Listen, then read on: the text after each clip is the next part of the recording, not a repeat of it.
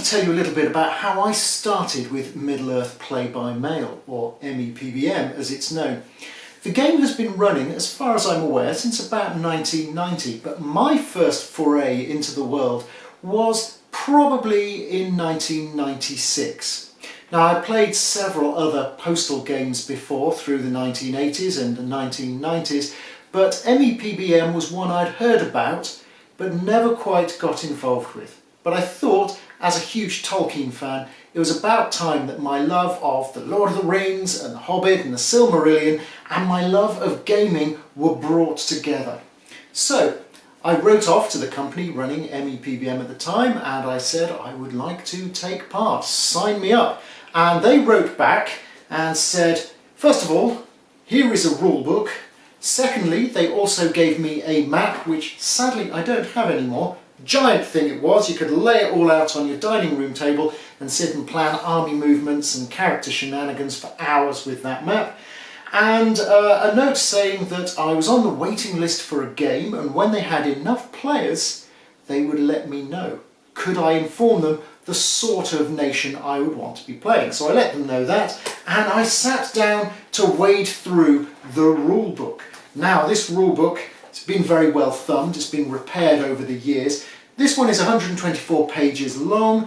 There's all sorts of rules about magic, about characters, about actions, and as a bit of a gamer nerd, I thoroughly enjoyed getting stuck into this and trying to figure out how the game would work and how would I approach it.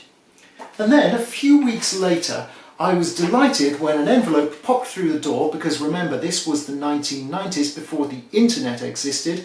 If you can't remember what that time was, ask your parents what it was like. And I was told that the nation I would be playing in my first game of Middle-earth Play-by-Mail would be the Noldor Elves. It was so exciting.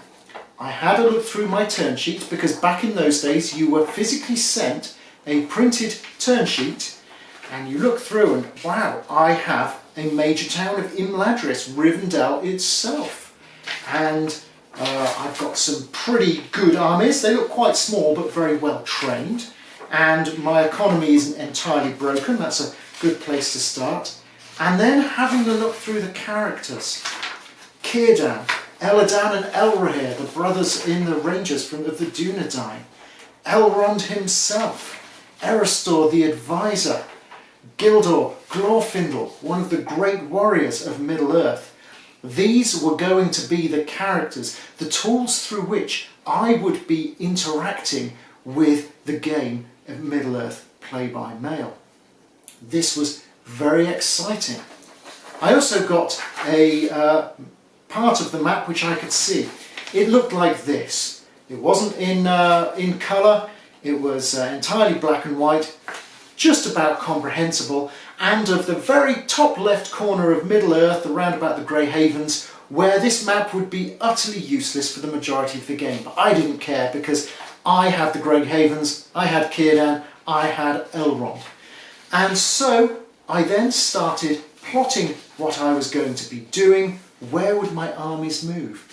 What would my characters do? How would I interact with the other nations that were around me? Obviously, there was the Witch King to the north. Either side of me, there were neutral nations of Rhudaur and the Duns, certainly near Imladris. What were they going to do? Were they going to lean towards the dark, or could I talk to them and persuade them to join the Free Peoples? So there was diplomacy right from the start. And then there was coordinating with the other players. Now, I have to stress, this was back in the days when play-by-mail really meant putting a stamp on an envelope and popping it in the letterbox and eagerly awaiting the postman a couple of weeks later. In terms of coordinating with other players, I was very fortunate that there was a chap who was playing, I can't remember which nation he was playing, it might have been Arthedain, who posted me a big fat envelope with photocopies of information that had been collated by other people who'd played earlier games as to where all the settlements were, what all the different characters were, what the artifacts were, all sorts of background information which is now readily available, and it's in spreadsheets and it's online, easy to find. but back then this was like gold dust. And the only real coordination that took place was just on the telephone. And I remember turns would come out on a Wednesday. Normally on a Thursday I'd be on the phone to my mate who was in Wales running Arthur Dane, and we would just talk about what was going on and what the plans were. And it was a very much more disjointed sort of game, a little bit more like a gunboat game, one of the formats which I'll talk about in another series. But it was just an excellent introduction to Middle-earth play-by-mail. To play such an iconic nation as the Noldor Elves with some great characters straight out of the books.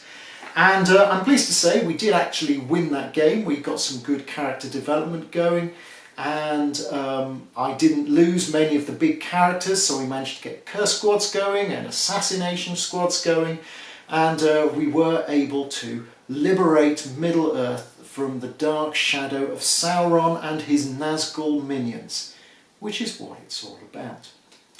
Now, since this very first game, I have gone on and played probably half a dozen, maybe more, other games over the years.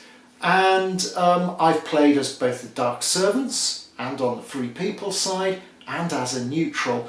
And I've really enjoyed that each individual position of the 25 different nations in the standard game, the 1650 version of the game, all of them have things where you play, where you learn new things about the game.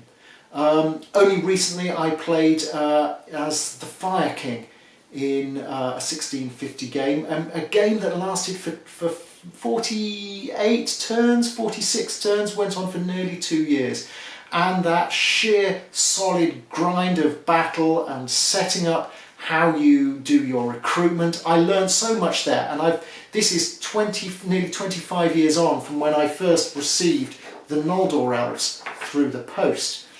So there is so much that can be learned from the game. In your first game you can enjoy so much. It's really important to talk to your teammates, to find out from them what's going on. It's really important to really get a good grip of how the rules work. I mean, this rule book here, I've had to repair it. It's been very well thumbed over the years, and I don't use it now. Now I use all the online materials. But just working out subtleties of how the rules work out is something I'm still getting a grip of in certain areas. And certainly I'm looking forward to doing some discussions like this about different areas of the rules and how people have used them and reflected on them over the years.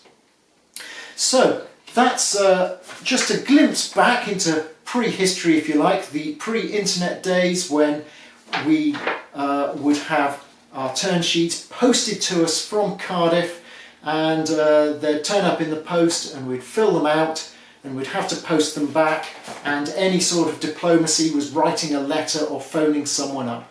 Far cry from the days now when we have the internet, we have Jovaseer, we've got online forums, we've got websites, we've got the MEPBM wiki. There's a lot of materials out there now to really help you get to grip with the depths and the richness of the game.